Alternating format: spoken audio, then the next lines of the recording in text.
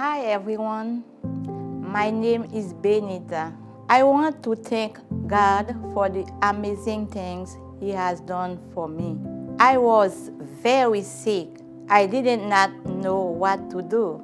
I was losing hope. I prayed. Now, my friend talked to me about M.E.E.T ministry, and I made plans to become here.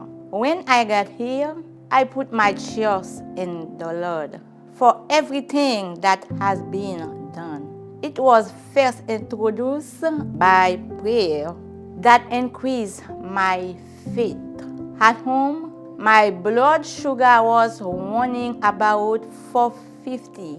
Now, is it down around 136. My blood pressure was about 185 over 110. Today, it is about 125 over 80. It is a miracle God made in my life. Isn't it, dear friend? As well, He is able to do it in your life.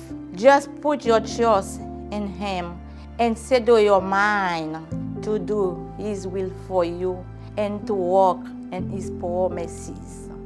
He is the same God yesterday, today, and forever. May God bless you.